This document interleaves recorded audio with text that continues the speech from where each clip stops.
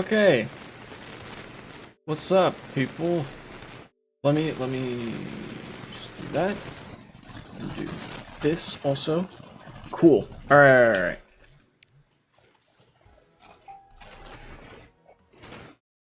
Yeah. We remote. There we go. Put you underneath the microphone. Fantastic. All right.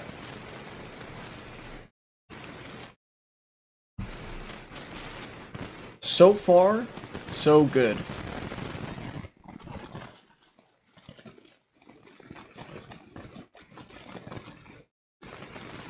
Downloading finished. Okay. Rebooting. Great. So we're ready to go into Retro Rewind, is what's up.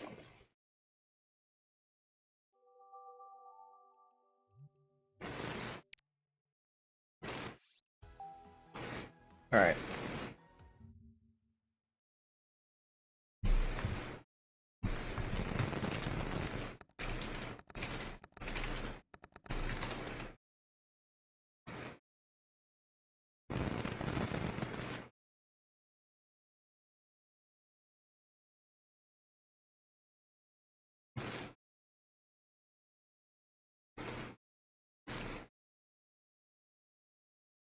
No dropped frames so far. It's been about 2 minutes. I'm gonna assume that means we're good. I'm ready to just kind of assume that. Alright, yeah. Cool. Twitch is showing the bitrate as slightly different than it is, but what's important is that I'm not dropping any frames. Twitch might drop frames, but I don't. Cool. Okay.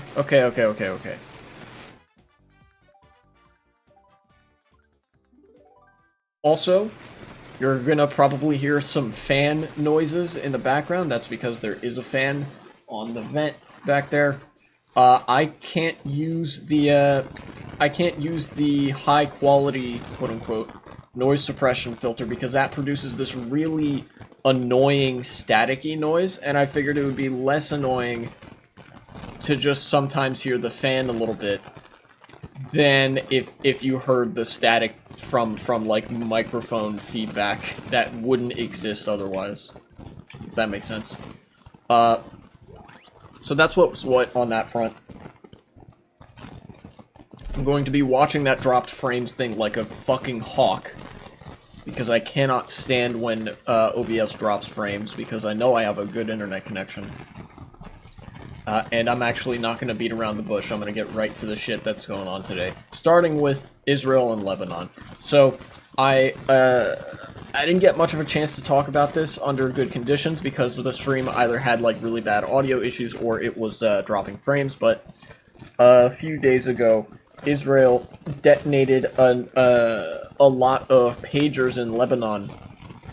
They had implanted explosive devices into pagers, which were then distributed to the civilian population, as well as Hezbollah fighters. And this resulted in a wave of terror. It was a terror attack carried out by the State of Israel. It hurt a lot of civilians. It killed about 10 to however many, I think 10 people. Amazingly, not that many people died from that terror attack. And predictably, American media outlets like the New York Times ran defense for Israel, being literally pro-terrorism as long as it happens to an Arab population, because there's a lot of still pervading racist assumptions in American politics post 9/11 that if you are Arab, your life is worth less because you have the terrorism gene or something. I don't know. But Israel couldn't just leave well enough alone there. Just yesterday, I believe, or no, 2 days ago, it says, so this article that I saw. Israel did the same thing, implanted explosive devices, but this time in walkie-talkies. There seems to be this cycle of Israel targeting telecommunications devices, and Lebanon and Hezbollah, particularly Hezbollah being a terror group themselves, but having a large amount of power in civilian life in Lebanon, they have a hand in running things over there. They said, okay, well, since Israel is, targeting our cell phones, let's switch to pagers. Since Israel's targeting our pagers, let's now switch to walkie-talkies. And now Israel has blown up a bunch of walkie-talkies. Let me see if BBC has any details on this attack. Yeah, Wednesday's attack, which killed 25 people, came as the country was still shocked and angered by what happened the day before, when thousands of pagers exploded in a synchronized attack after users received a message they believed had come from Hezbollah. The devices detonated as people were in shops or with their families at home, killing 12, including an 8-year-old girl who went to pick the pager up for her father, and an 11-year-old boy. Around 2,800 others were wounded, with hundreds needing surgery. I've heard varying numbers with respect to who's wounded, who died, and stuff like that, but in the thousands of wounded and about 10 people killed, 10 to 12 people killed, are pretty consistent across the reporting. I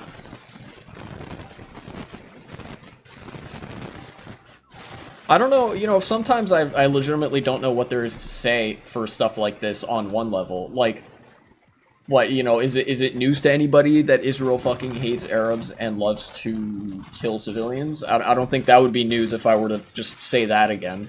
We know this is how Israel behaves, this is what they want to do, and the United States is continuing to support them in doing so, which only makes them more bloodthirsty, because they know they can get away with it.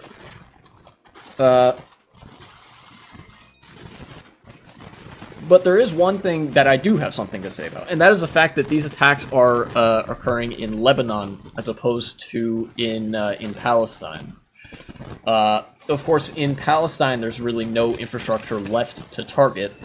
But the reason we're seeing more of this lately, more of Israel attacking Lebanon, is because, much in line with the segment I made a little while ago, I do still firmly believe that Israel plans to invade Lebanon at some point. Israel does plan to ignite a larger regional war in the Middle East involving Hezbollah and potentially some of their allies, like any other, roughly aligned non-state militant groups or whatever could potentially get involved there. We'll have to see.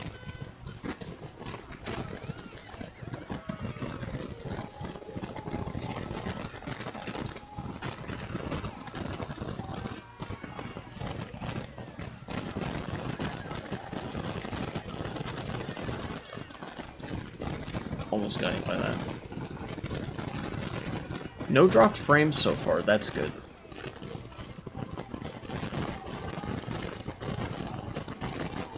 I'm just gonna get rid of these red shells, because I don't think they'd be super useful. Genuinely, I think I'd rather have, like, mushrooms. Well, that's kind of a mushroom, when you think about it. Ow. Fuck. Why did you throw that backwards?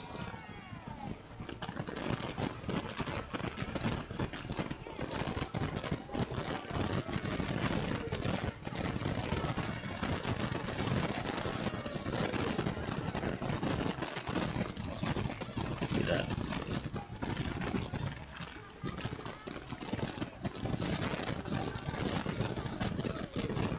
Excuse me, baby Peach.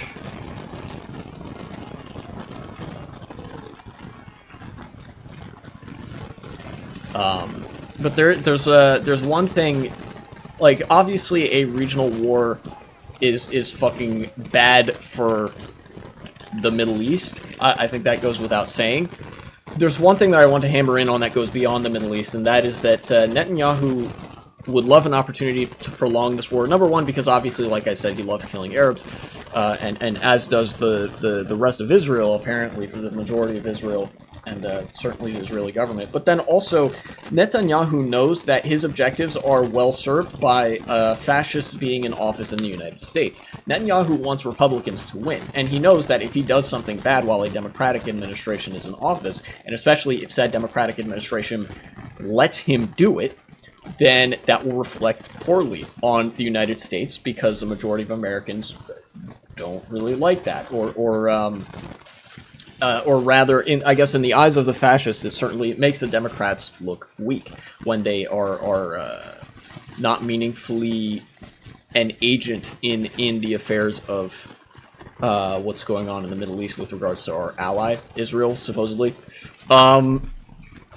Either way, the strategy is basically for Netanyahu. The strategy is going to be sometime leading up to the election to invade Lebanon so that Donald Trump has a greater chance of winning the election and so that he can unabated continue the genocide of the Palestinian people, as well as escalating war in the Middle East with their neighbors,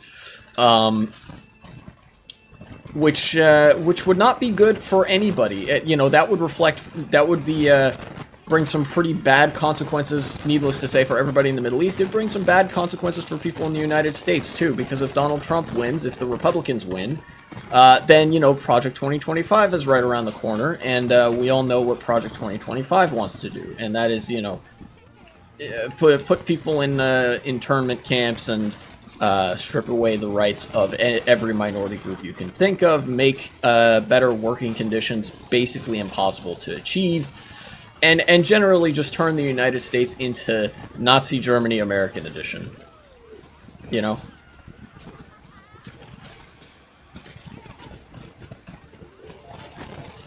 So that shit would not be good. And ultimately, part of the fault here lies with the Democratic administration. The you know, the Biden administration bears part of the blame for this, because if they hadn't been so enabling of Benjamin Netanyahu, this would not be a concern. You know, if the United States actually exercised what leverage we have over Israel, this wouldn't be happening. We wouldn't have to worry about, you know, a potential looming invasion of Lebanon.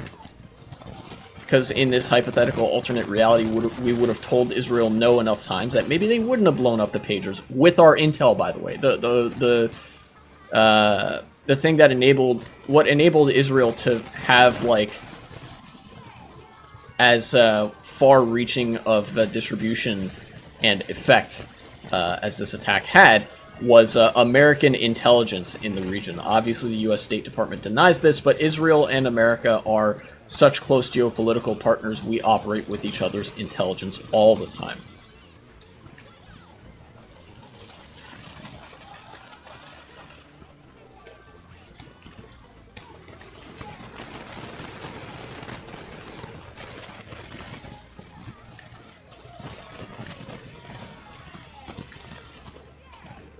I'll let you take first, I guess.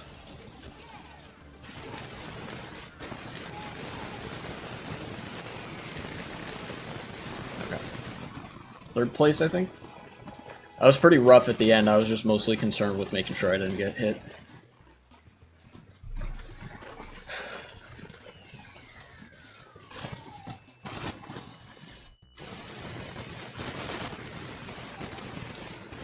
Up until now, Hezbollah has indicated that it is not interested in another major war with Israel, as Lebanon struggles to recover from a years-long economic crisis.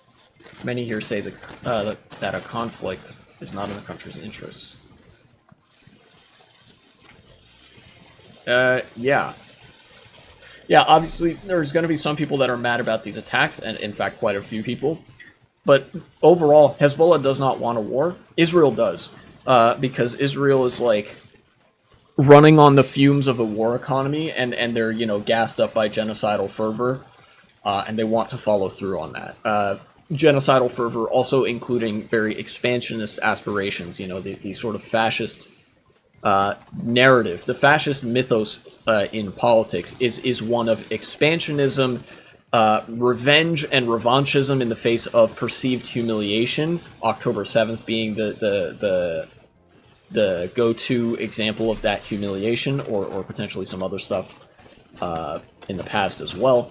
And a desire to bring about heaven on earth by purging the degenerates from society. In Israel's case, these degenerates would be Arabs. Anybody of Arab ethnicity, and in fact, down the road, it probably also includes gay and queer people. If you've seen any of the Israeli propaganda online, mostly from a few months ago, because that was when Israel was mostly concerned with still putting up the facade that Palestinians did not like gay people. It was very evident that Israel also, like, probably had more of a disdain for queer people than your average Gazan. I think your average Gazan wouldn't really care, but a lot of the caricatures that Israeli accounts, like government accounts or just pro-Israel accounts, were posting online were very, it was very clear that these caricatures were of queer people and you know, Western queer people, given that, I don't know, I guess that was the most likely and is the most likely demographic to be sympathetic to Palestine. Who is he talking to? I'm talking to whoever's listening, so in this case it would be you, but I've also been known to just talk into the ether. I make these into YouTube segments later. Also, welcome to chat. Shadowness09. Yeah. Oh, look, I do also, I have a tendency to ramble sometimes. I don't know, I think I've said all I can really say about the walkie-talkie attack, the pager attack. It's some heavy shit, but I don't think it's ultimately anything that we haven't seen before, and it's just going to continue happening. You know, it's part of an established pattern of behavior that Israel is going to continue because they've faced no pushback thus far in doing so. They've had their fair share of condemnation at the UN. For their part, the UN is doing well on that front. But ultimately, the UN is kind of toothless to do anything if it doesn't have the Security Council on board. You know, the General Assembly can pass those votes and whatnot. They can pass 140 to like 50. Or whatever, with an overwhelming majority, but at the end of the day, the UN General Assembly is powerless to do anything. Even the international courts are powerless to do anything. All the power lies with the UN Security Council in the international sphere. And who's a permanent member of that Security Council but the United States? The United States being the biggest and most stalwart ally of Israel, who at every turn has blocked, watered down, you know, stalled UN resolutions, has sort of downplayed the events in the Gaza Strip, has completely abrogated responsibility away from America, away from Israel, and generally made any addressal and restitution of the issue basically impossible, you know?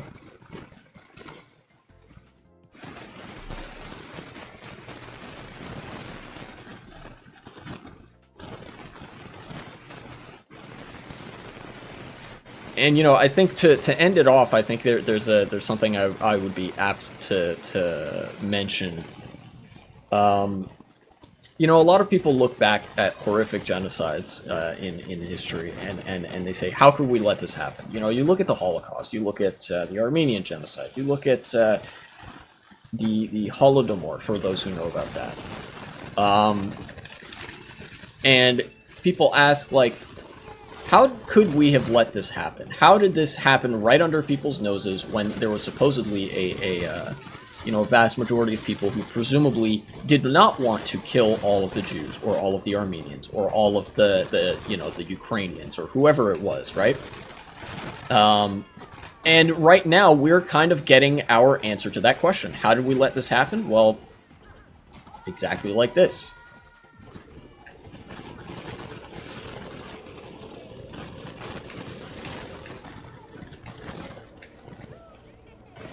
You know, a lot of the consent manufacturing machine, you know, like a lot of media outlets and whatnot, a lot of the time they're not even in it to necessarily completely deny what is happening, but rather to sow doubt in order to buy time. And that helps whoever's doing the genocide. It is a matter of time, and you know, it helps that there's also a lot of passively accepted dehumanization of people who are in the given out group, in this case Arabs.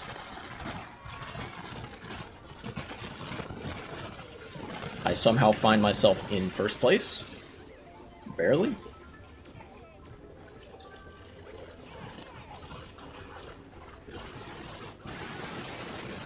I see.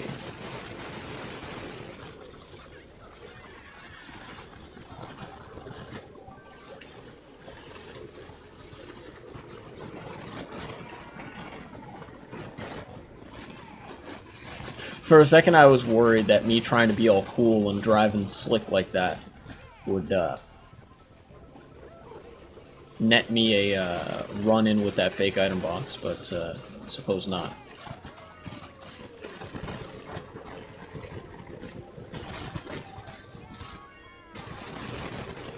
No, what the f... Okay.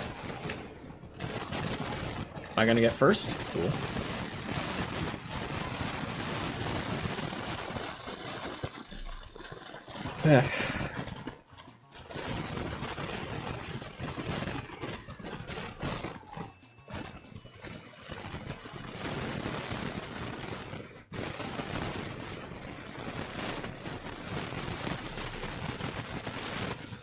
And you now go to, what was it?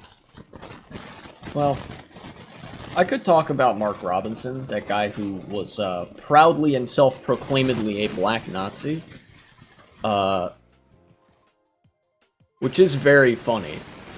You know, I think, you know, that's great. But instead, I think I will talk about something a little bit more serious, after which I can sort of lead into the lighter stuff. I think I'm a little bit more tired today, and oddly enough, that lends itself better to a kind of a serious tone. The election is coming up. You know, elections be happening at this time of year. Crazy concept, I know.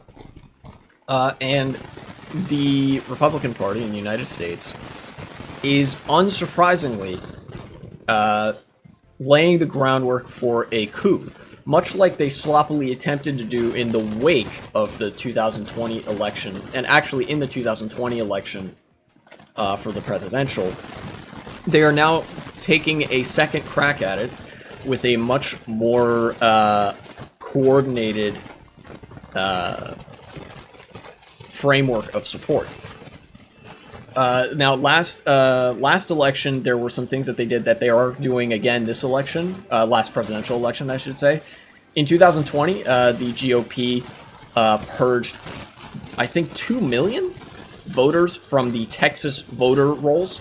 For those not familiar, in America, you have to be registered in order to vote, and at any time, somebody in government, whoever like is in charge of those registration, the voter rolls as they're called, can revisit those lists and decide this person, these people, whatever, are no longer eligible to vote for X, Y, or Z reason. The entire reason that this exists is to make conservatives win more.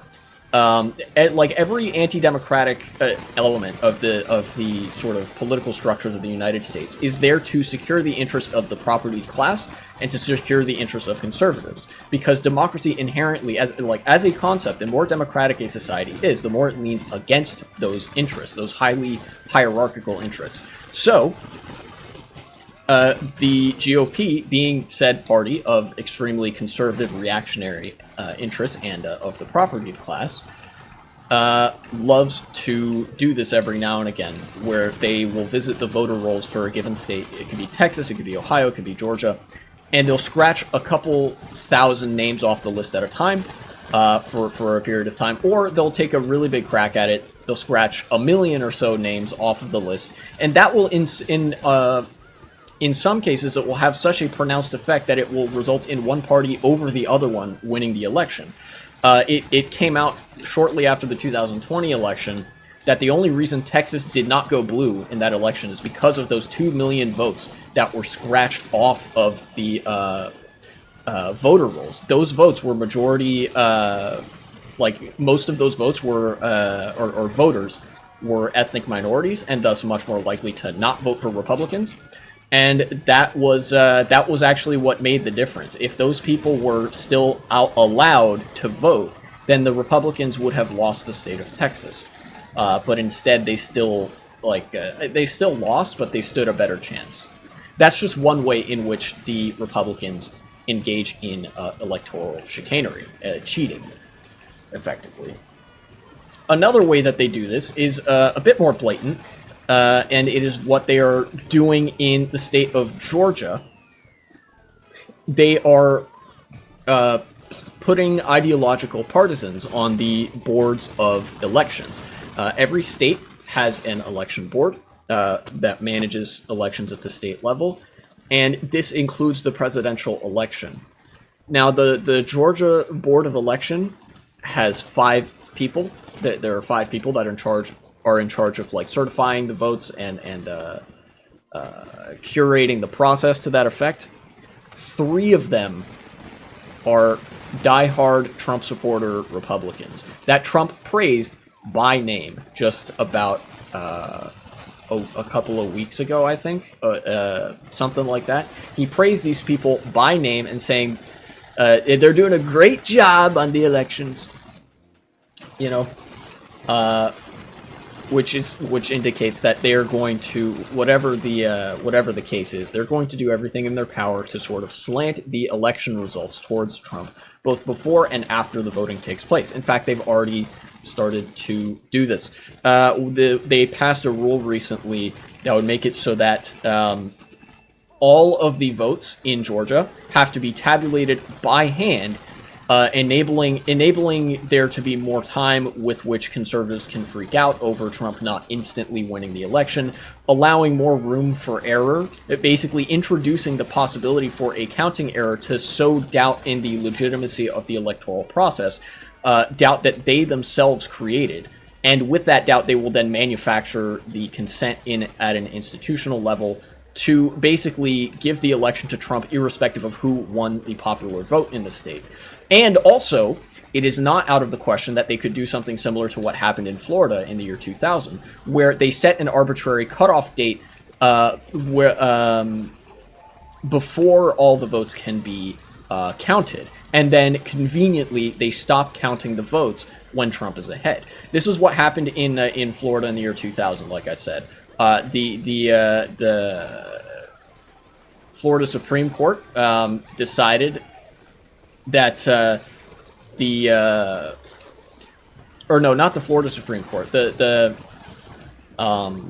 think the governor of Florida, who was the presidential candidate's brother, ordered the election to be halted, the vote counting to be stopped, and the Supreme Court upheld the legitimacy of that decision. And with all the votes counted, the Republican actually lost the vote in Florida. But if you didn't count all the votes, they won. I have no doubt that a similar thing is going to take place in Georgia. You know, the groundwork has been laid already. It's not the first time they've done this, and so therefore it won't be the last either. So that's numbers 1 and 2. Number 1, state of Texas, removing people from the voter rolls altogether. Number 2, state of Georgia, conveniently stopping the count of the votes when their preferred candidate, being Donald Trump, is ahead. Now, number 3, this pertains to the state of Nebraska. Nebraska has a split electoral college system whereby not all of the electoral votes actually go to the winner of the popular vote, necessarily. They are apportioned out by district, I believe. It has, like... Usually what happens is like, oh, you know, most of the electoral votes will go one way, one will go the other way. The Republicans are seeking a rule change to make Nebraska a winner-take-all system all on its own, to sort of snipe a little bit of the institutional weight away from the Democratic Party and towards themselves. And then I think there's also in states like Nevada, I believe there's also a similar thing happening to what's going on in Georgia, where the Republicans are in control of the state election board and are looking to basically either not certify or otherwise subvert the actual vote total, irrespective of who wins the popular vote. And you know, it's not good. In fact, I would say this is tantamount to seditious behavior. You know, it's very blatantly anti-democratic that you would go into the election not planning to win, but planning to cheat, rather. And what's arguably just as bad is that I know there will be no consequences doled out for such a crime, because if you can believe it, none of this is illegal. Everything the Republicans are doing right now to plan a coup d'etat There is no law against on the books. You could go into a 7-Eleven and steal a Snickers bar and face heavier consequences in prison as per the law, compared to if you were to join up with the Republican Party and say, hey, I want to help you guys win the election, wink, wink, nudge, nudge, put me on a state election board somewhere. If there's a coordinated conspiracy to subvert the electorate in a what would otherwise be a democratic election, that's not illegal. But, stealing a Snickers bar is.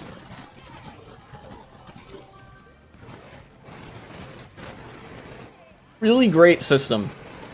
And the reason that it is as unguarded as it is currently is because it is a liberal system designed by liberals, manned and staffed by liberals and in some cases fascists, but ultimately it's not designed to withstand this sort of assault. Liberal institutions like this cannot withstand an assault because they are not designed to consider that possibility. Like, to the liberal, it is so completely unthinkable that somebody would ever cheat or act in bad faith within a liberal electoral system that they literally don't have a plan for it. There is no answer for it when it inevitably happens,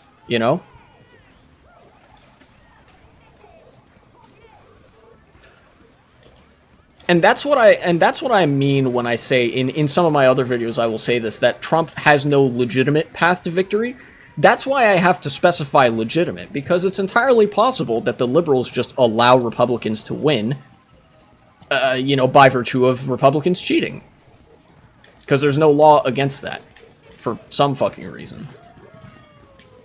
Now, you could make a law against this, or you could very easily start up an investigation on the Department of Justice and certainly interpret existing laws to say, like, yeah, look, this is so clearly in violation of the democratic spirit of elections that there's like no way this doesn't violate an existing law. You could do that. But liberals don't fundamentally care about preserving, maintaining, or expanding democracy. They are liberals first. Democratic values are secondary. That's why we say liberal democracy and not democratic liberalism, because the liberalism comes first. They are institutionalists. This is a set of institutions designed by people who are adherents to that same ideology. So they don't want to break from any of the sort of institutional norms, even if it means that democracy and those institutions are preserved.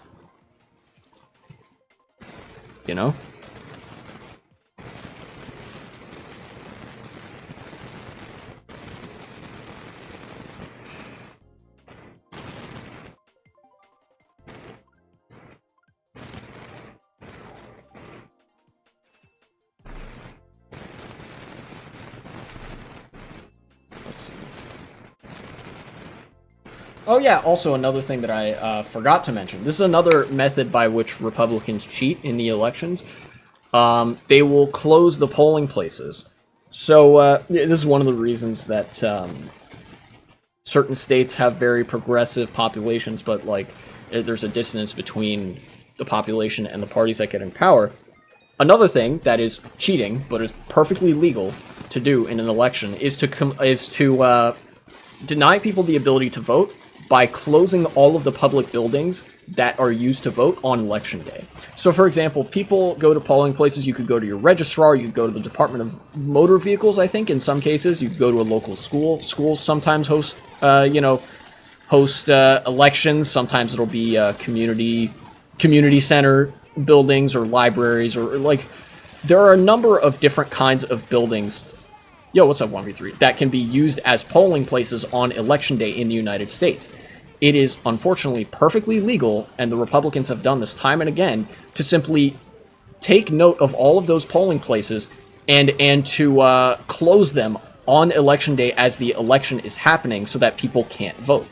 Especially the favorite strategy of Republicans is to do this in poor areas and in majority black areas, in areas where a lot of ethnic minorities live, so that minorities can't vote. This is one way in which we have actually failed to fix the racial disparities that were borne out very severely in the Jim Crow era of American politics. We didn't ever fix the issues in Jim Crow America. Not meaningfully anyways. You can still, like, the Republicans still have a massive slew of tricks up their sleeve to just prevent people from voting. And all of which are completely legal. They can just take your name off of the voter rolls. They can just decide, oh, we're going to close this voting place on election day. We're going to require, I don't know, that you have some form of previously unspecified identification in order to be legally eligible to vote, you know?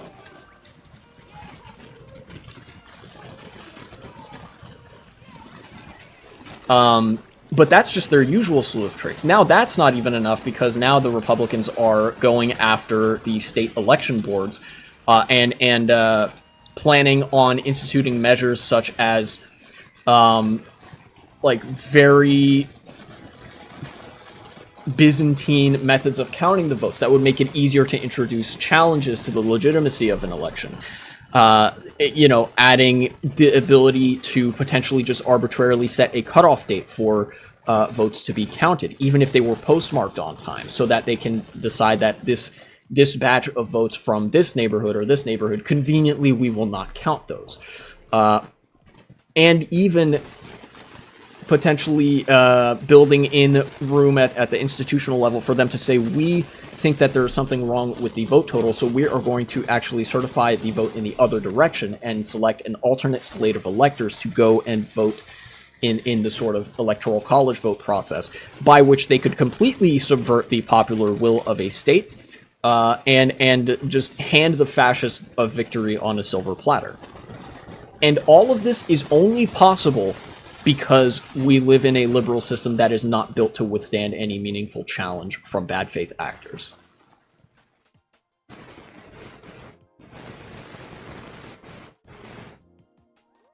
This is why you need, this is one of the biggest reasons why you need a socialist antithesis to the fascist thesis of populism in the face of, like, you know, crises of liberalism and such. Liberalism being the system, and liberals governing the system with which they agree. Liberals are non-agents in a liberal system. They will not do anything. You know? Which is why all of this stuff will most likely go off unabated. The only thing hindering the fascists in this effort, unless Joe Biden, like, wakes up from his several-month-long slumber and decides to tell the Department of Justice or like the you know, like, federal prosecutors and whatever to start investigating Republicans for this. Unless that happens, the only thing standing in the way of fascism is going to be their own incompetence. Which, you know, I know that has worked out for various other countries, and you know, it does continue to work against the fascists, that they are in fact incompetent. But that's not going to work forever. You know? Especially in the United States with how close they've gotten how many times. I already mentioned that, like, the Republicans had a version of this plan already sort of 3/4 of the way implemented in 2020, and that was 4 years ago. They've had 4 years to build up and to sort of regroup and coordinate this plan a lot better.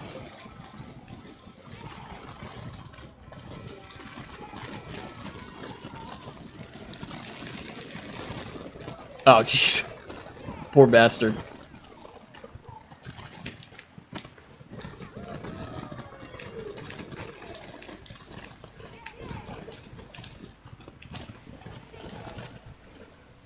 Huh.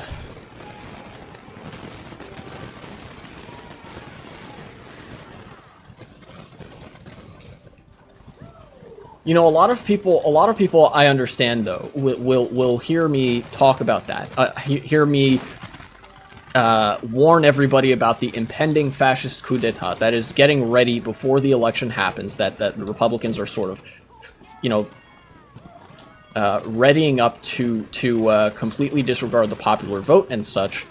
You know, people will kind of despair at that and like want certainty. A lot of people want certainty and whatever, and like, I understand politics is a very anxiety inducing set of topics to be following on a day-to-day basis. But I genuinely don't know what's going to happen. You know, like I said, Trump only doesn't have a legitimate shot at victory. Whether or not this coup works, I don't know. That's completely up to the fascists who are in charge of it. You know? The typical liberal answer to this has been like, well, we'll just have to win the elections harder. That doesn't work indefinitely.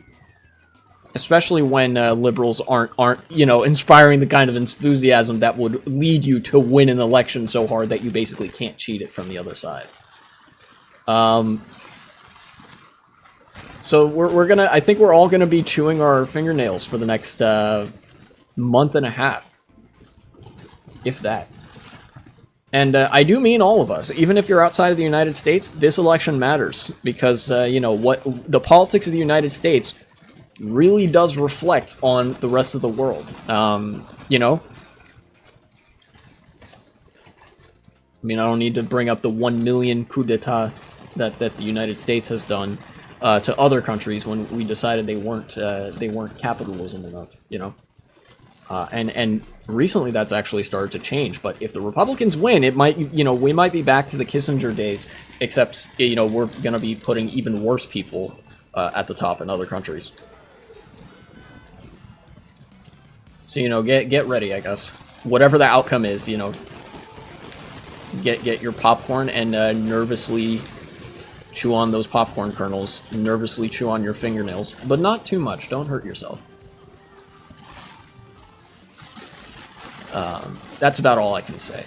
Like, obviously, I have an answer for this. Like, if I, like, hypothetical situation, you put me in power, you know, get the fucking Department of Justice to stop screwing around doing whatever they're doing, investigating, like, tiny non-profits for like, antitrust, whatever, you know, and like, basically, my answer to this is you need to mass arrest Republicans. But I know that the political will doesn't exist for that because of a lot of reasons, but primarily because of the, you know, a liberal status quo and whatnot, the pearl clutching that would ensue as a result being an inhibiting factor. It's obviously the most important country, and for us in Europe, the most as well. Yeah, for sure. Yeah, the United States, like, Donald Trump is very pro-Russia. In fact, the Republican Party has had a surprisingly quick turnaround where they just became pro-Russian in a matter of, like, a couple of weeks, almost, or a couple of months. You know? And so, certainly, like, the United States isn't going to be doing all that much for Europe if the Republicans win the election. You know, definitely they're going to throw Ukraine to the wolves, the Republicans are. Because, you know, fascists love other fascists. And Zelensky, not a fascist. Ukraine, not a fascist country. Yeah. Yeah, my answer would be that you mass arrest Republican politicians, anybody that had anything to do with January 6th, because that was an attempted coup. It was a failed coup, but an attempted one nonetheless, which is an act of sedition. Mass arrest all those people. Investigate every fucking person in the state Republican parties that are basically planning to either throw out large numbers of people's names from the voter rolls, or throw out large numbers of votes when they set these, like, arbitrary deadlines. Otherwise, that are planning to alter the parameters of the election in such a way that it is impossible for the other party to win, because that is election interference, that is electoral fraud, and basically use the system against them for fucking once. Because a lot of the strategy of fascists, both in elections and elsewhere, is to gum up the system, use the system against itself. You know, because liberals are so institution-brained that they're like, well, you know, we have to sue and then wait for that all to pan out and whatnot. You know, and the liberal answers to fascism, wherever they may exist, take years, where fascism moves on a scale of weeks and months, you know? The fascists are just moving through the system faster than liberals can or are willing to keep up. So the answer has to be one that sort of prevents them from moving through the system. You know, like I said, investigations, mass arrests. They still get their due process if you mass arrest Republican politicians and investigate them for electoral fraud and sedition. You still get your trial by your peers. You still get the discovery process and, you know, investigative proceedings. You still get a lawyer to defend you and whatnot. There's no laws being violated there either. It's just going to take a while, as things typically do in a system such as this, and it's going to prevent them from you know, doing their version of gumming up the system. But you know, like I already mentioned, this is purely hypothetical because the liberals won't do that. So you know, nail biting it is.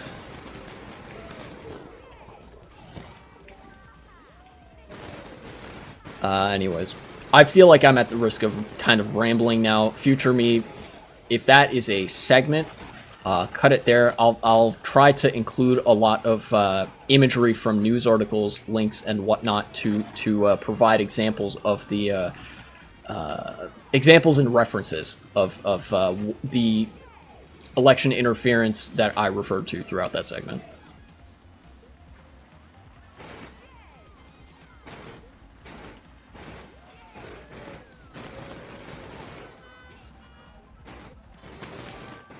A banana. Don't mind if I do. Alright.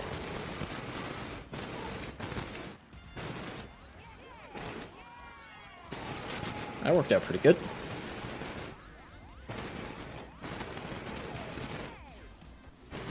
The trick to outrunning a Mega Mushroom there is you just gotta wheelie. Because they go about wheelie speed in the Mega Mushroom. So just, you know, make sure you're going at least that speed so that they're not gonna gain any ground on you. I'm gonna chuck this. There you go. If anything, that guy's actually in a really good position now to get a strong item.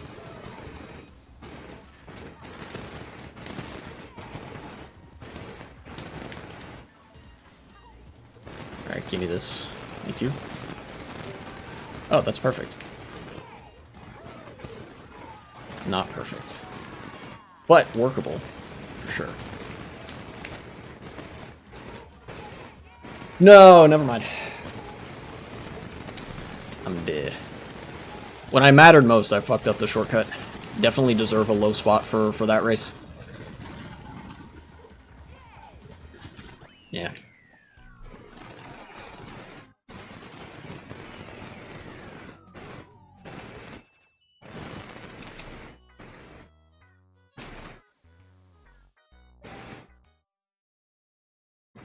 Oh, hey, now that I've done some of the more serious segments, I'm gonna talk about something funny. At least to me, it's very funny. Let's look this up. There we go. Oh wow, from CNBC from 6 hours ago. Let's check this out. So, Boeing. We all know Boeing. We know the nice memes about Boeing that you know, you whistleblow them. Hey, they make bad airplanes, and you are later found having committed suicide via a gunshot wound to the back of the head. You see, Boeing machinists on picket lines prepare for lengthy strike. I can last as long as it takes. If somebody was quoted as saying. Got some key points from CNBC. Very digestible format, for sure. Boeing machinists on the picket line said they've saved money for the strike and plan to pick up temporary jobs to make ends meet. Oh my god, they are in it for the long haul. More than 30,000 Boeing machinists walked off the job on September 13th after a tentative contract was rejected by nearly a 95% vote. They were ready for this, man. Oh, and get this. That tentative contract included a 25% raise. That's what Boeing offered. They were like, hey, dog, you know, fucking, please don't go on strike. We will give you a 25% raise if you don't go on strike. And they were like, nah, we're gonna go on strike. Obviously, this is going to bring the Boeing production lines to a halt because the machinists are what make production move at a you know, a company like Boeing that produces very large machines. You know, you need machinists for that. And the reason I say this is funny, the reason I find this very funny is because it's like, it's just one fucking thing after another with Boeing. You know, all the 737 chicanery that like, you know, doors were flying off the 737s, production was rushed, people were like, yeah, the working conditions here are really shit, I wouldn't fly on one of these unless I had a death wish. The people who built them saying that, by the way, some of the, like, the people who said that are now going on strike here. Like, Boeing machinists were saying, like, yeah, Boeing fucking makes shit-ass airplanes because they don't give us enough time to properly build them. They, like, rush them to completion every time. Yeah. So, you know, Boeing taking another L, you love to see it. And hopefully this could be workers taking a massive W. I know that at the UAW, I believe, there was a contract recently, or at some unionized place recently. Pensions actually came back. If you guys aren't familiar, pensions don't exist in the United States, or at least they didn't for the longest time. And for the longest time, I mean, like, between, I don't know, the 1800s and now, basically, there was no such thing as pensions in America, or at least between the Second World War and now, or something like that. There's a long stretch of time where pensions didn't exist in America because they had all been privatized, and it was all like investment bullshit. Of course, this is CNBC, so they're going to take an even more pro-business perspective than most other news outlets. They're going to be highlighting the costs that this is accruing on Boeing's end. To me, that sounds like a skill issue, and like you should have listened to your workers and heeded their demands in the contract negotiations. Kind of a skill issue, to be real. Let's see here. Are they going to talk about the strike at all?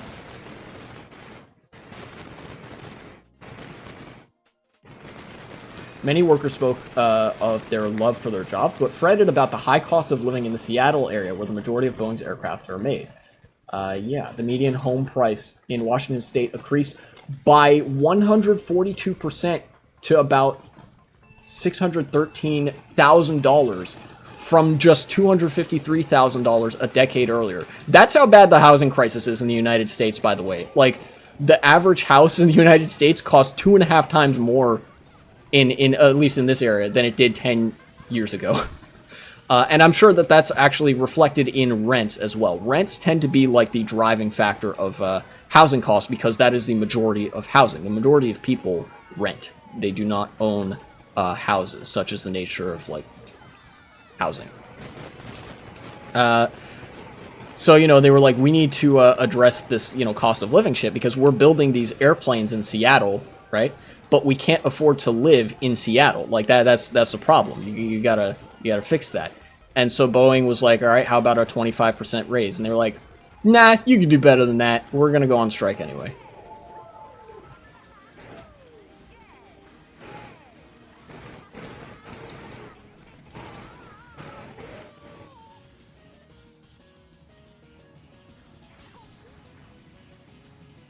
They do not list any of the demands of the workers. Great. Love me some pro-business reporting where they straight up don't talk about crucial details of a ongoing labor strike.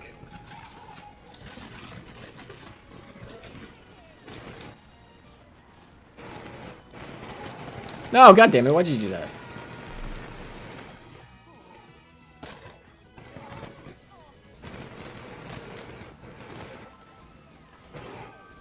Alright, I'm gonna use these here.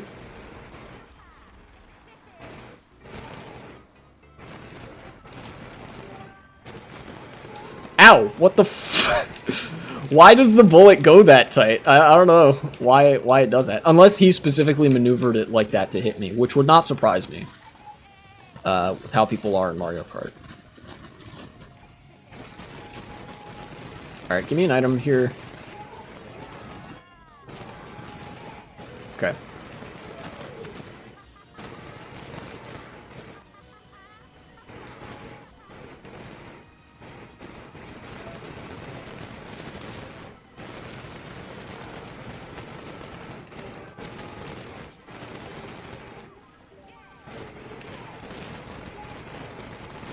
4th place? Okay.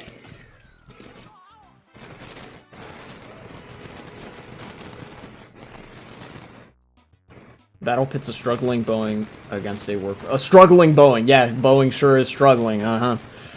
Reminder that, like, even when companies like this aren't turning a profit or whatever, the executives are making fucking obscene amounts of money. Boeing is in no way, shape, or form struggling. The only difficulties that they're encountering is because more and more of the resources of the company have been siphoned into the pockets of shareholders and executives, rather than being put back into investing in production or like being distributed among the workers and stuff like that. It's wealth that's being concentrated upward. When they're referring to Boeing as struggling, what they're doing is implicitly defending the sort of, I don't know, legitimacy of like 90% of the money going to the fucking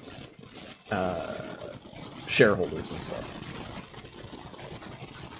Boeing's most recent offer included, let's see, 25% general wage increase over a 4-year deal. Okay, okay.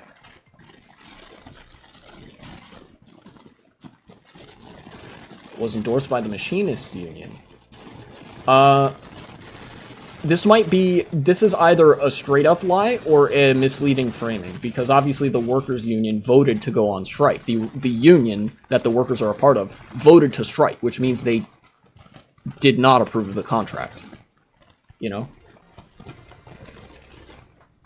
Yeah, okay, there we go. The proposal that the union had, which the company actually subverted by saying 25%. The initial proposal was 40% salary increase or wage increase over the next 4 years, and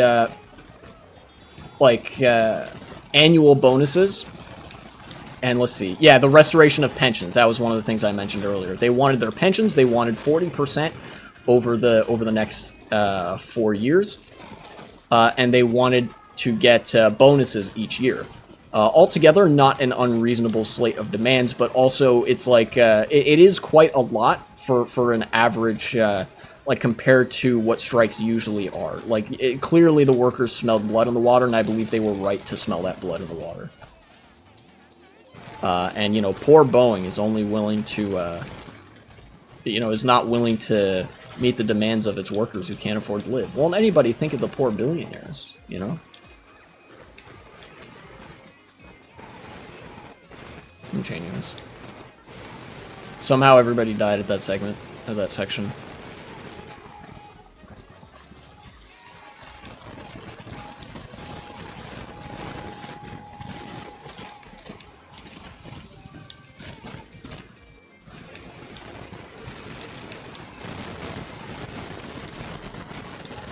I am somehow in first now. Cool.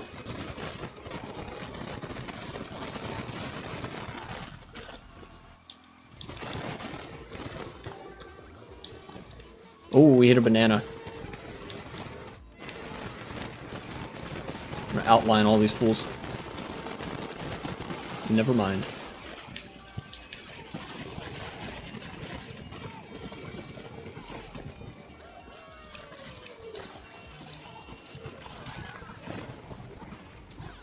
If there's a blue shell, I'm fucked, but other than that, I think I'm cruising.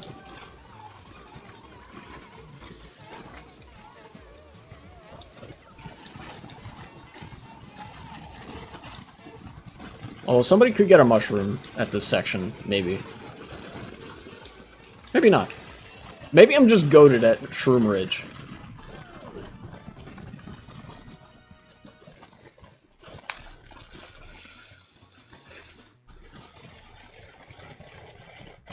Boeing and the union were at the negotiation table this week, but both Boeing and union negotiators have said they were disappointed with the lack of progress.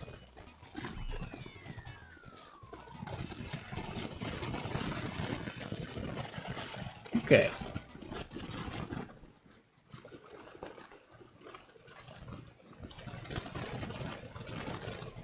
So 3/4 of this article, or I guess 3/4 is being charitable, more like 90% of this article is saying, oh wow, the unions are being so unreasonable. They want enough money to live in Seattle where they're producing these planes. Fucking despicable. Won't somebody think of the poor billionaires and upper management and executives, you know?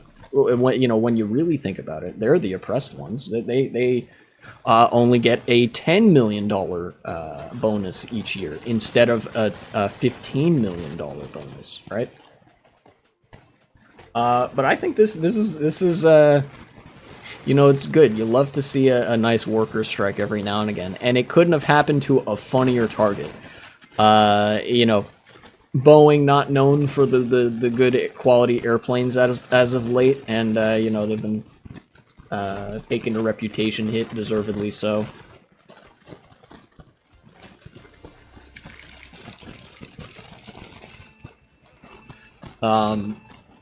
Just a little reminder, though, I guess, that what active labor unions and what militantly organized labor can get you.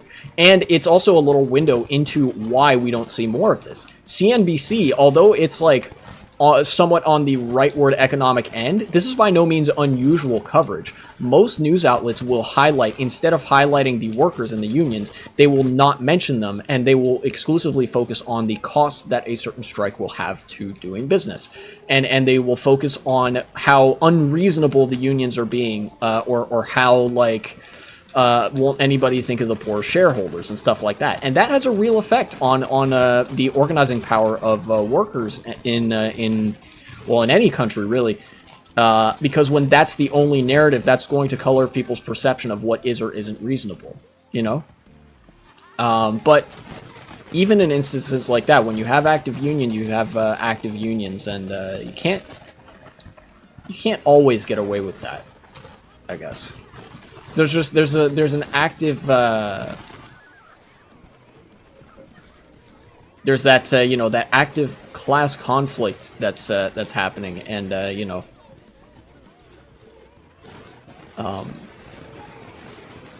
don't let them trick you into thinking that the workers are somehow the real fat cats in this situation or whatever. Very backwards logic that people somehow fall for.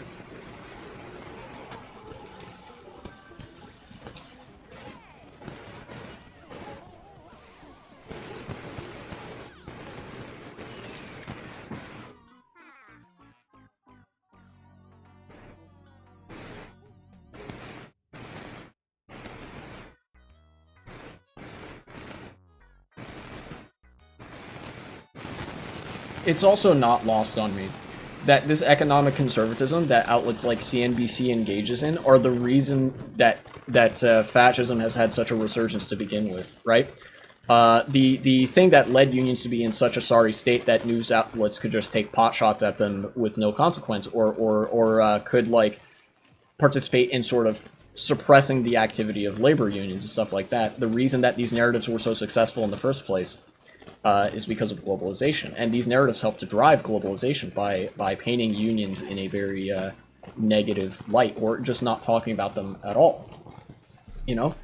CNBC is sort of the ideological leanings of CNBC are kind of like the pinnacle of the neoliberal economic mindset and ideology that created the modern economic crisis, cost of living crisis, wage crisis, and whatnot that we're now in the midst of. And that crisis produced fascist movements that capitalized off of people being extremely anxious and alienated.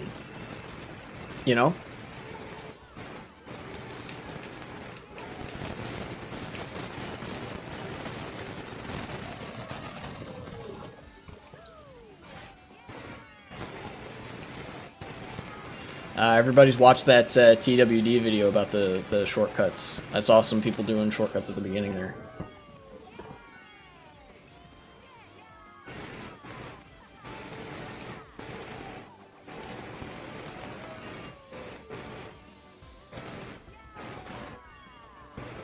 I know what I'm saving this mushroom for. That was a good attempt at a green shell, but you're not getting me this time.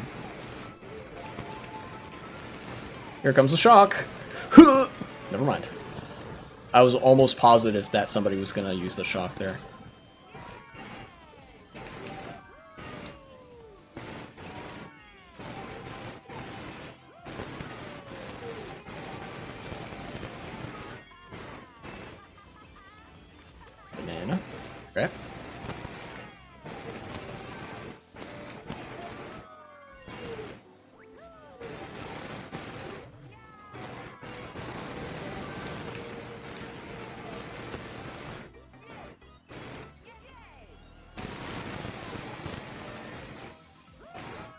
Whew.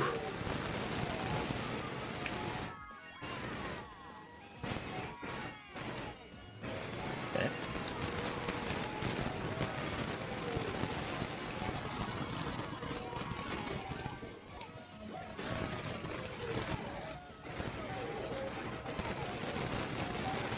Oh no, I'm dead.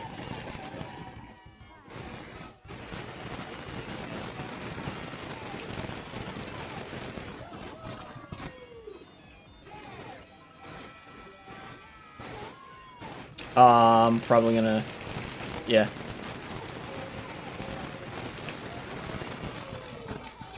That's a good blue shell.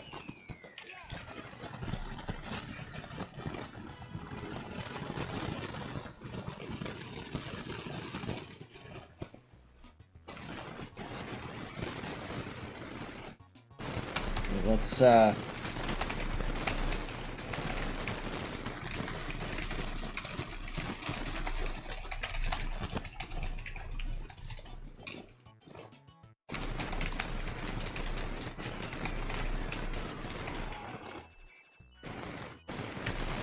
Alright.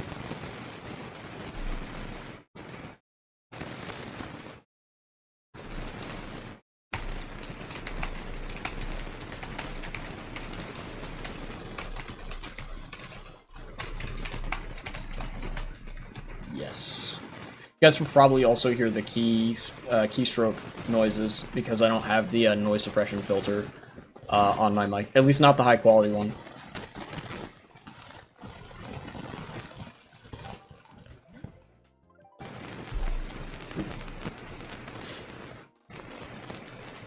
Ohio Sheriff making lists to track Harris supporters. Oh yeah, I was gonna talk about that here. Hold on. Ohio Sheriff locusts. What is this?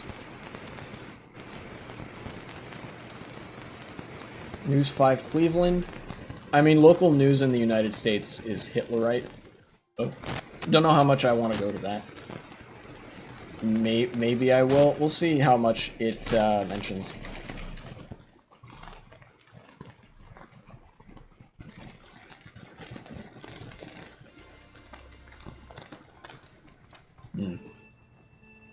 Well, maybe this is just something I will talk about from memory and sort of bring up the bring in the news clippings in the editing stage, because I do remember a decent chunk of the story. There was a sheriff in Ohio, I believe. Well, it's somewhere in the general vicinity of Cleveland, if the Cleveland news channel is reporting on it. But I don't remember exactly what town or what general area it was that said that that posted about, or I believe otherwise stated, that he wanted to create a list, you know, like a database kind of list of people who support Kamala Harris, like people whose voting intentions are for the Democratic Party this cycle, and also, like, and wanted to track them for the purposes of, like, seeing who would be willing to take in, and I quote, human locusts, referred to immigrants as locusts, which I'm sure if you're from Europe, you're probably familiar with anti-immigrant talking points that would sort of revolve around calling immigrants some kind of insect, you know, cockroaches and the like. But this is a first for the United States. This is the first time the discourse has reached that level. And it is also worth mentioning that this that sort of language, this discourse, very much parallels the state of affairs in Nazi Germany, with, like, at least in its aspirational intent, that you know, the police would be mobilized to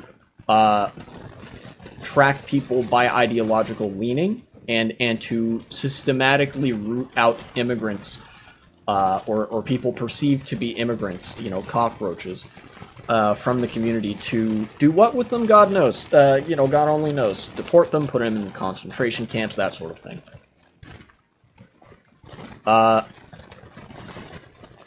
You know, basically declaring genocidal intent and declaring furthermore that this sheriff intends to use the power of their office to enact that genocidal intent, to see that come to fruition. This is grounds for this guy, and well, the rest of his department, quite frankly, if you know that's the kind of atmosphere that's being cultivated, to be arrested, fired, and investigated for some blatant like Nazi shit. You know, investigated for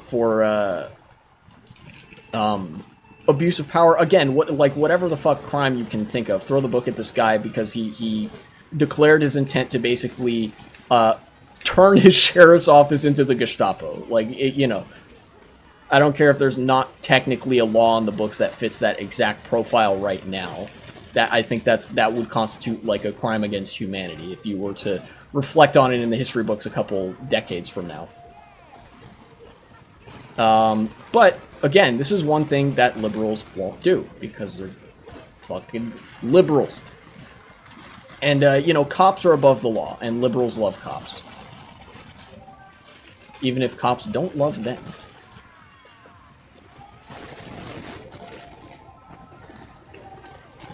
Ow.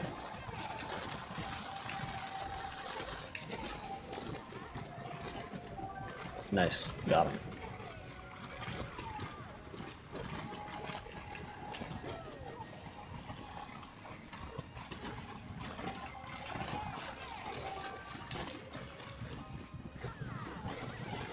Oh, wow.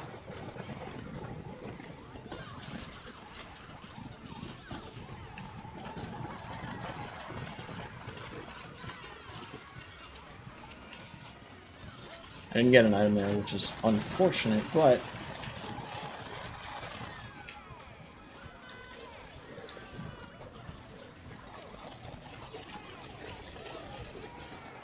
I'm getting bumped as hell.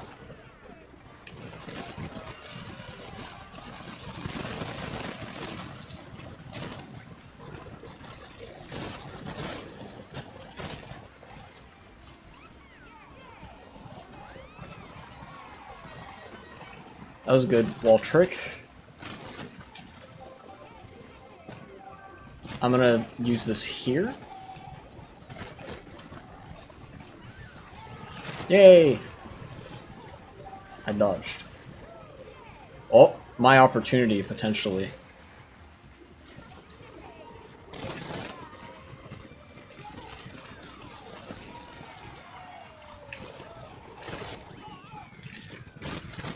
Nice. I won the race.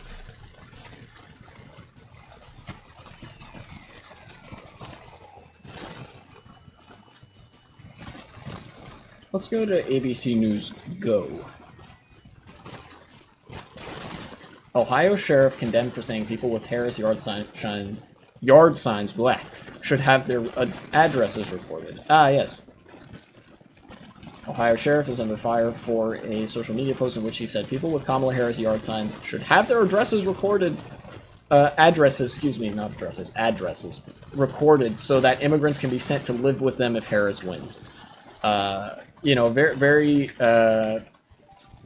nice. Got the thinnest possible veiling on that, so you can have a little bit of plausible deniability.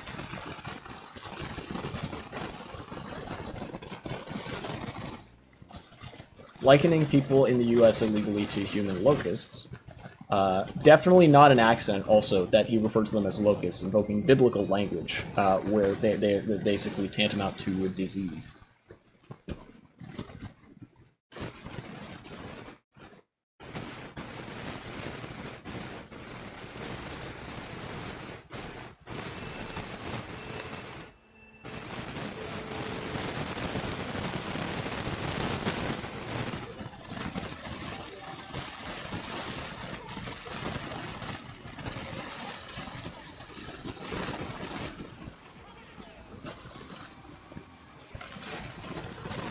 Whoa, what happened to everybody there?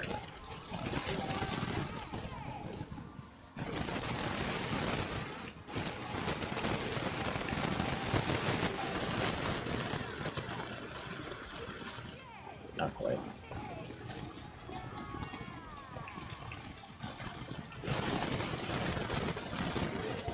Oh, almost. That would've been sick.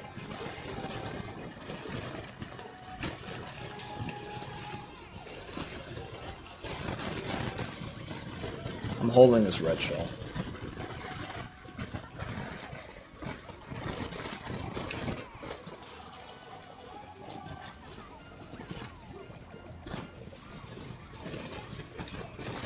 Barely avoided that.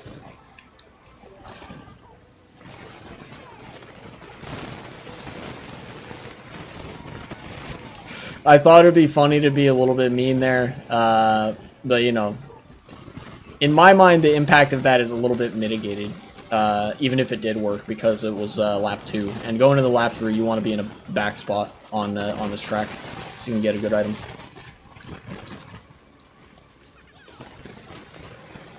Okay. Or everybody could just get bombed behind me. That's cool too. Oh, a mushroom. Let's see. Alright. I'm gonna chain this here. One mushroom.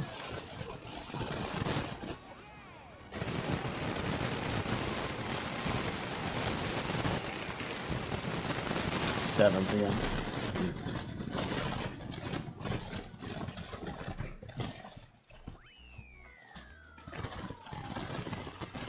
Ohio Secretary of State's office said it did not plan to take any action. Great, thank you. Very cool.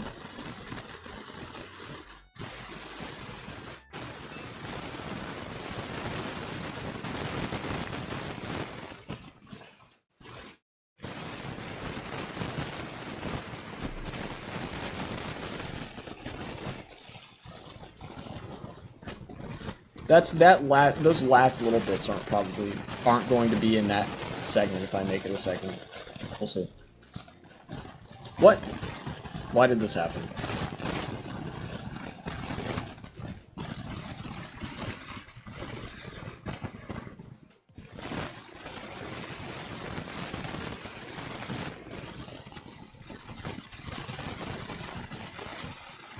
Now let me talk about the other funny thing.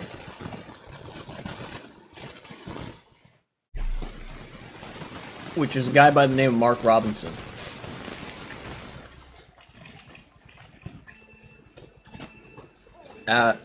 So this pertains to state elections. The Republicans are running a guy for the governorship of North Carolina by the name of Mark Robinson. And he himself is self-proclaimedly a black Nazi.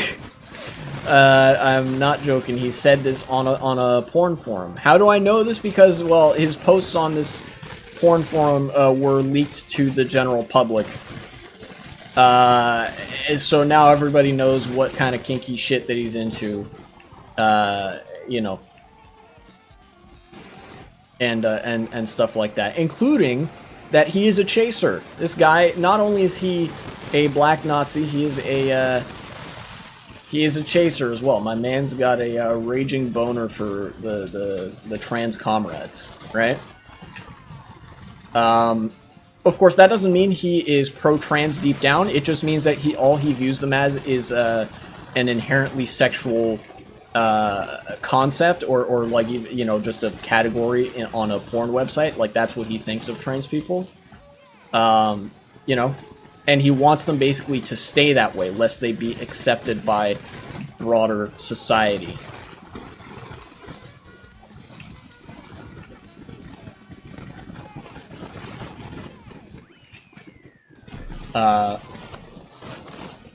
And some of the posts that were unearthed are actually extremely funny, because of how poorly written they are.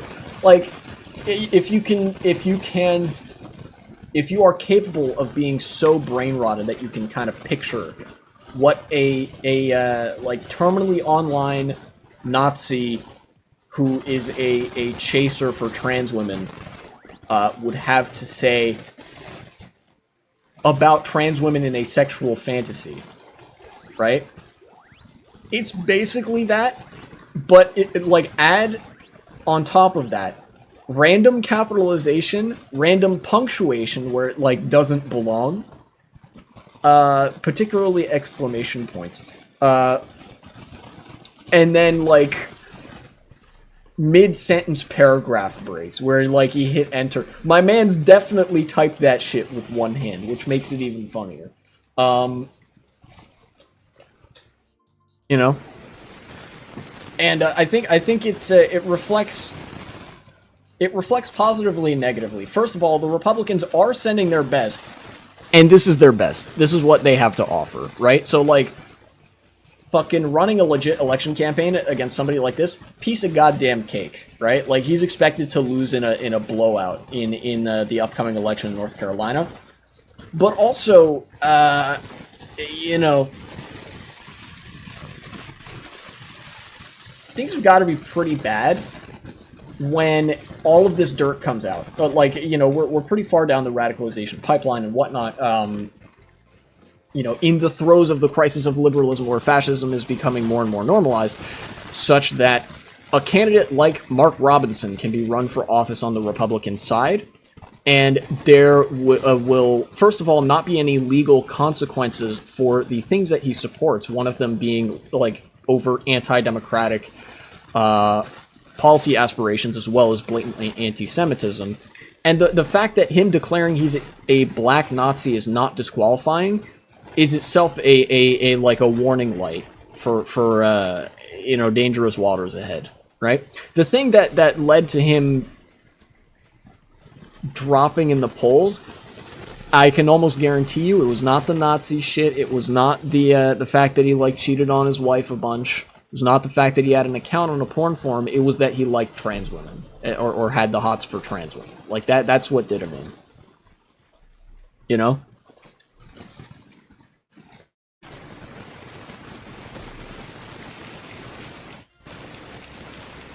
And it took an embarrassingly long time for the investigators, that like the opposition researchers, to find this stuff on this guy, because he used his real name and email address for that porn account. I'm not kidding.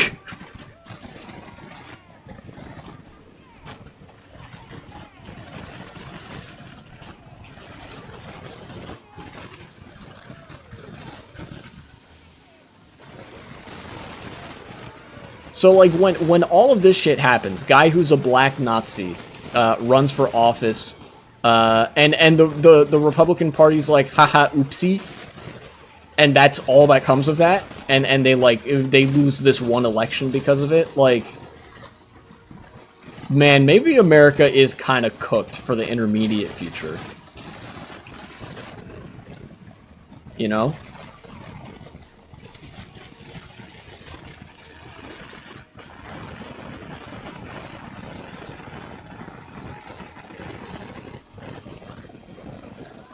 Ow.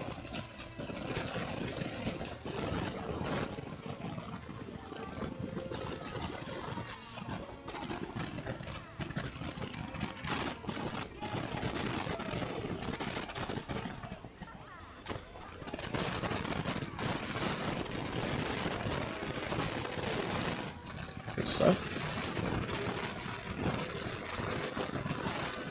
Oh, okay.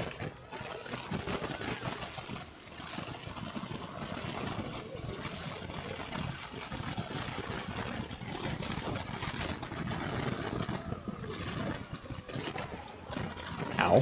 Holy shit.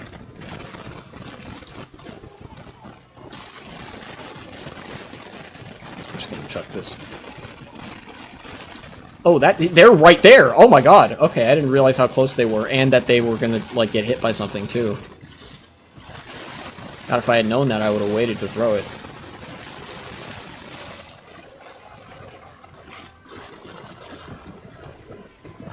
Alright. I'm gonna wait to use this until here. There we go.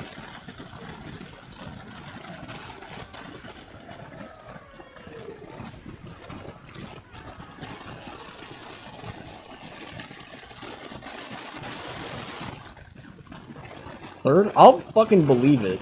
I got a really big lag start at the beginning. Yeah.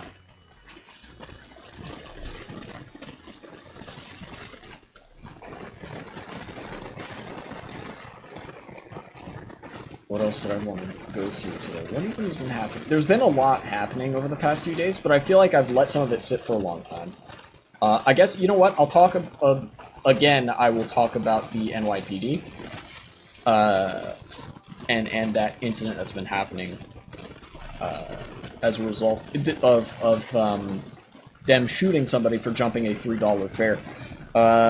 About a week ago. Again, a lot of the stuff is from, like, last week at this point, because, like, my stream has sucked ass, and I haven't figured out how to fix it until now. The cops in New York are cracking down on people who go fare hopping, an already stupid policy, because the reasons that people do that are sociological in nature, and you need to be examining the root causes of that to sort of stabilize people's socioeconomic situation, such that that decreases in the first place. It's like preventing crime versus shooting somebody for committing a crime. And it was also costing them more money than it was getting them, like, by a long shot. But regardless, in that context of police being very militant against fare hopping, a guy hopped a fare, a $2.90 fare, and the cops pursued him on foot and proceeded to shoot not only him, but 2 other bystanders and another cop. You know, a cop shot 4 people and killed one of them over $3.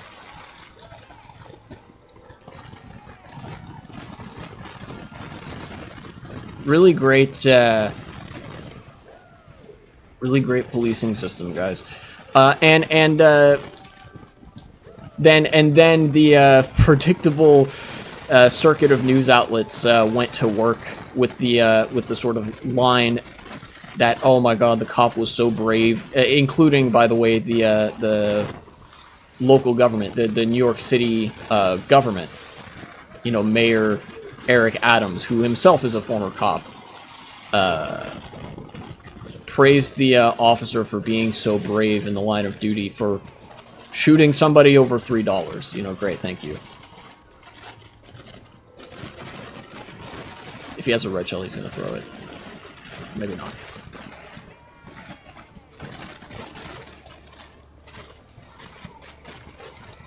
Yep, knew it. I'm content to let this guy get first. Or he could do that. You know, that's great.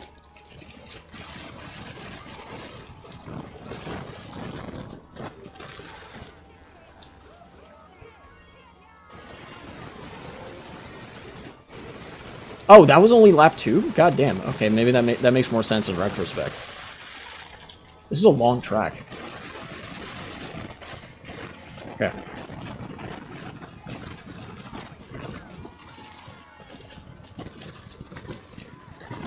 I hit my own bomb. In a bag.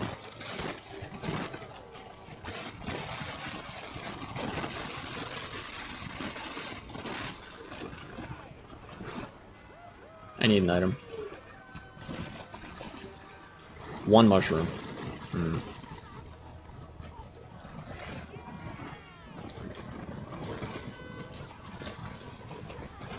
No item. Great.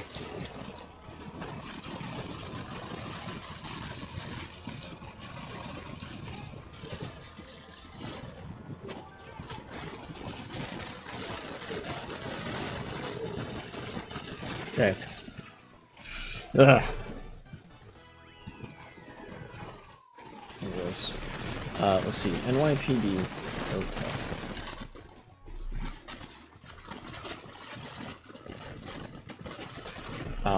In the wake of that incident, the cops shooting 3 people over or actually 4 people. The cops did a mass shooting over a $3 ride fare. And people predictably went out and protested. People are, despite what you will hear in news narratives and from the mouths of politicians and whatever, people are as critical of the police today as they probably have ever been. At least to my knowledge. People do not like the cops. And so protests erupted over this, and the NYPD responded in characteristic fashion by beating up the protesters. You know, hey, don't shoot people for evading ride fares. Fuck you, and they beat the shit out of the protesters. You know, great response from for that.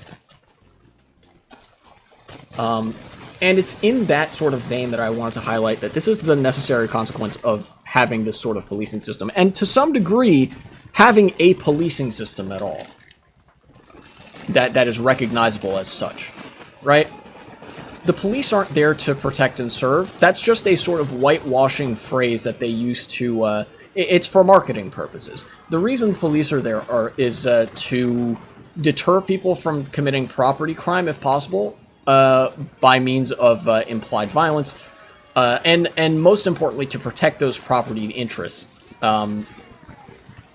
Even if in some cases it means like allowing property crime to happen, you know, like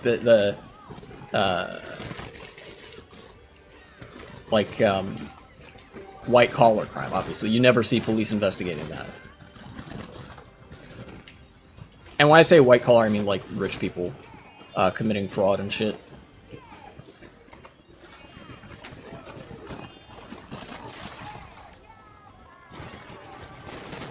Sorry, I'm having to concentrate on driving because it's Rainbow Road, but I'll get back to my analysis in just a second.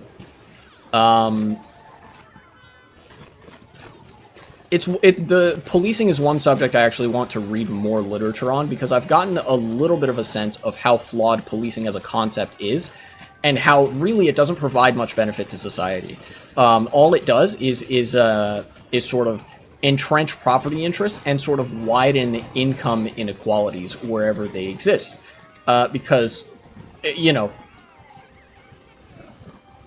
like that's what cops are mainly concerned with. They're not concerned with providing public services. Sometimes they have to because other public services are so hollowed out, but that just leads to those public services then being turned into another method by which police exert violence over people. You know, think of how many times people have made like mental wellness calls in the United States, and it's made news headlines because the police came and shot a disabled person, right? Like, that's not what you should, like, you shouldn't have police doing that. And in fact, that's like, if that's like one of the main functions of the police, then why have a police force, right? You know, the function of a police force isn't to address the issue of crime, not even at the point that it happens. Police have never, and this is borne out in what data I've read, police have never solved even a bare majority of crime, violent or otherwise. Crime does not decrease in the presence of police. And certainly the factors which predict criminality are not addressed by a police presence.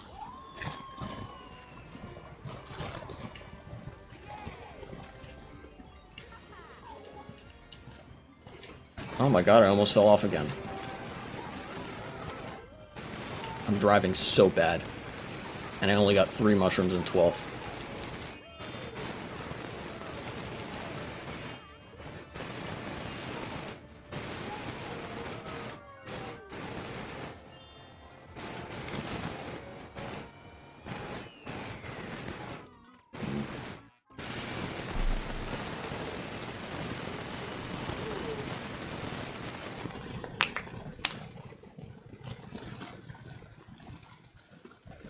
God damn it. This always happens where I lose my train of thought. Let me try to get things back on track. Okay. Police are there to protect property interests, not people, right? That's what they were doing in pursuing this guy over $3 fare. That's why they shot 4 people, is because they were fundamentally more interested in discouraging degeneracy and that sort of thing than they are in actually addressing the root causes of crime and thus decreasing crime in the first place. They're very anti-sociological in their, you know, in their sort of composition. In fact, in a lot of cases, the broken windows policing, being a very common policing philosophy, actually worsens the circumstances that can predict criminality in the first place. Crime is produced by the sort of socioeconomic antagonisms of society. What does that mean? It means that, like, basically it's caused by inequalities. It's caused by a lot of different social imperfections. It's caused by instability, insecurity, irrational behavior that is actually brought about by more desperate circumstances and things like that. Or in the case of like fascist gang violence and stuff, it can be also encouraged by ideological means. In which case, it will still be higher in less comfortable communities. Because of the implications of committing a crime, people have to be in a pretty altered frame of mind to consider doing it. Usually people who commit crimes would not have done so if they were in more maybe not comfortable, but like less dire circumstances, if that makes sense, or less perceivedly dire circumstances. Less paranoid circumstances, less distrustful circumstances, things like that.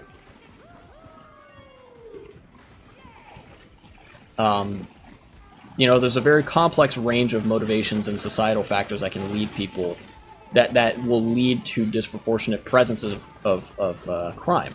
None of which police are meant to address, because, again, they're not there to address it. I just said the same thing twice, but you get what I mean. If you're actually interested in preventing crime, what you do is, first of all, you scrap the concept of a police force to begin with, right? You have to go back to the drawing board. And you start designing a system more with social work in mind. You have to... oh my god.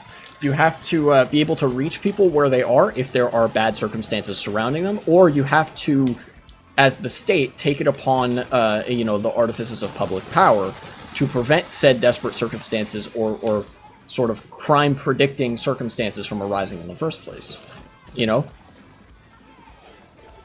There's a reason that more things that we would consider crimes, or more crime, happens in poor areas within the United States and in poor countries outside of the United States. There's a reason for that, and that's because poverty and income inequality are predictors of criminality in a given community.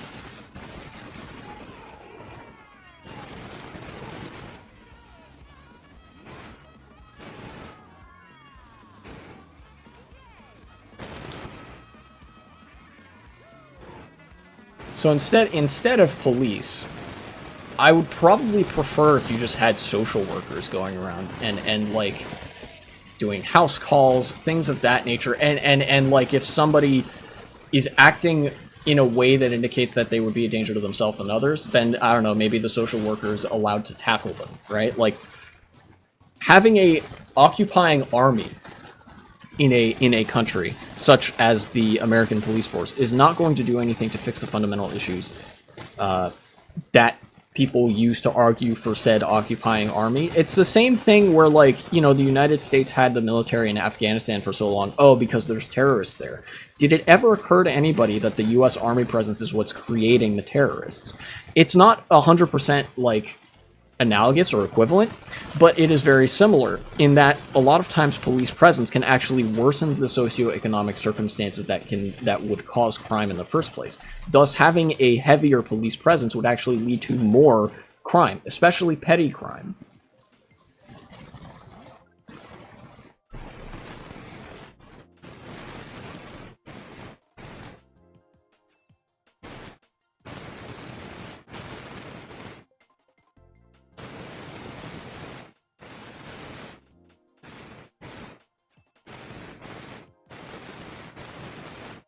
What's my microphone doing?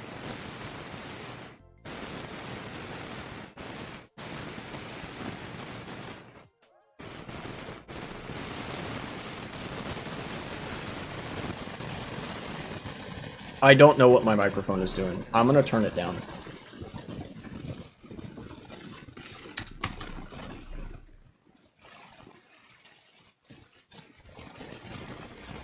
Oh, I'm getting double audio. That's dumb.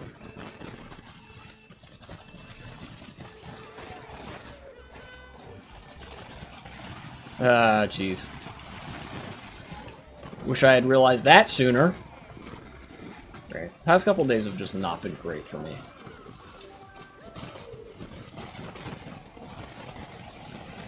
Alright.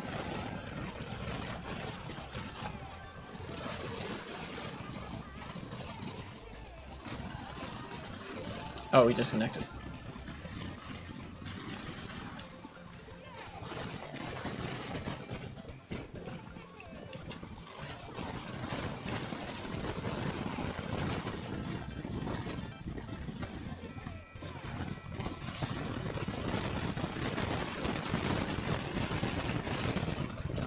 Alright. This will probably be my last race of the stream.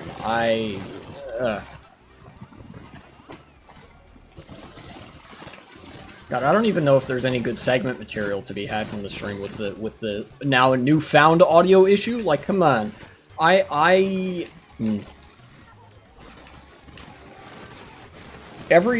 few months there's just some like a slew of issues that arises for no reason at all in OBS. Like it'll just decide that like stream actually sucks now or something like that. Here, let me just.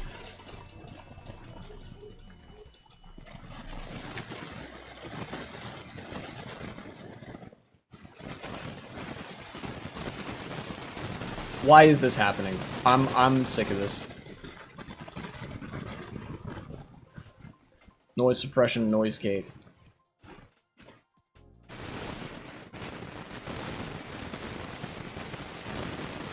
That's the fan noise. God. I'm pissed.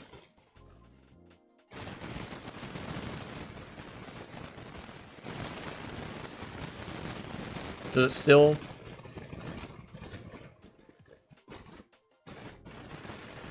It's not coming through as much at -3, but there's nothing I can do about that. God fucking damn it. Alright, I guess I've lied about that being my last race and doing one more. Isn't it supposed to be late September? Why the fuck is it 80 degrees outside, huh? Who thought that one was okay? Why is it 80 degrees in my room? Hello? Isn't the air conditioning supposed to be going? Well, I guess my room doesn't get air conditioning, so... maybe not.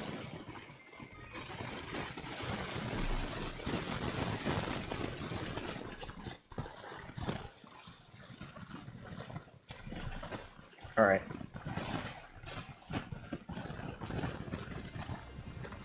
Ah!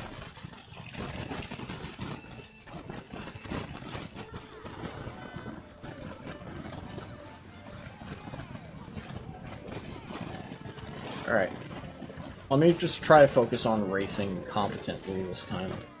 Because clearly I haven't really been racing very well the past 45 minutes. Oh my fucking god, that's gonna be difficult if I keep getting bumped all the time.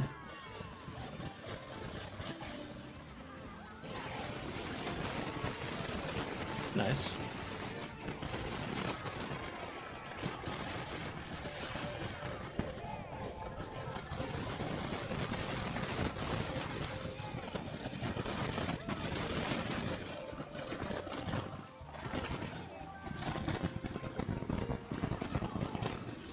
Never really noticed how bumpy this track was.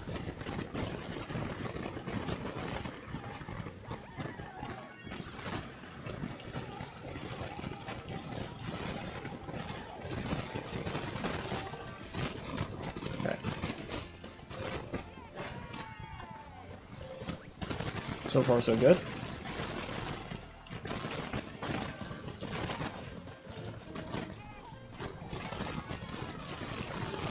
Ow?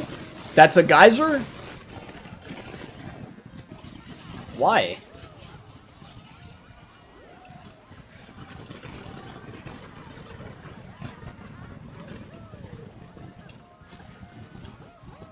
Okay.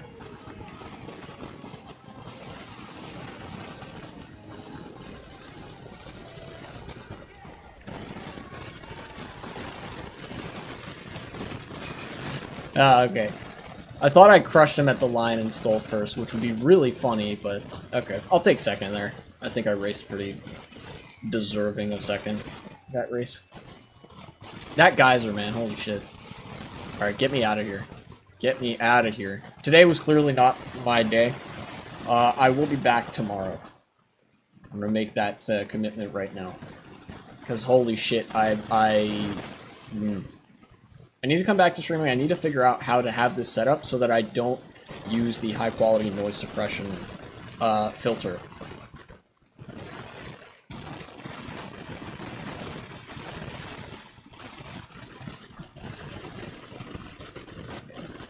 No raid today. Bye.